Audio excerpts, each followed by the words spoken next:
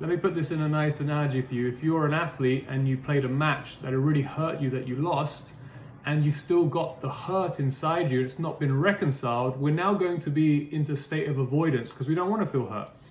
So instead of resolving that memory, which by the way you can do right now, just by asking a simple question, which is, what would I do with who I am now differently? If I was to go into that circumstance now with all the skills and strengths that I have today, what would have happened? What would I have done differently?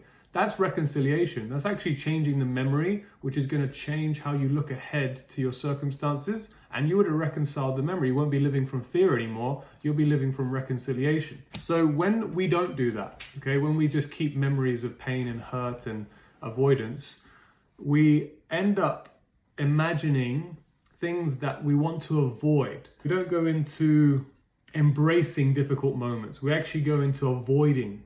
So if there's some intensity coming up, that's going to be the catalyst for you to break through. We might unconsciously avoid intensity. Now, everybody knows as a professional athlete that intensity is also part of the journey, right? So if we're avoiding part of the journey that's going to give us our breakthrough, then obviously we're going to delay our breakthrough. But it's just a delay. It doesn't mean you're not going to get there, right? It's a longer path.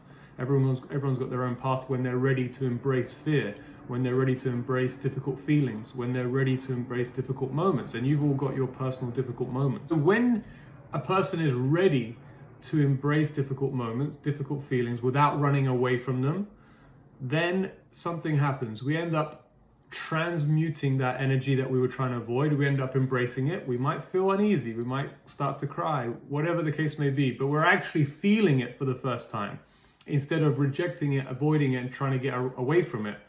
And what happens when we actually embrace those feelings and don't run away from them is we can then get clear on what needs to happen next, right? We can actually gain clarity from going through that experience rather than avoiding the experience and not taking any lessons from it.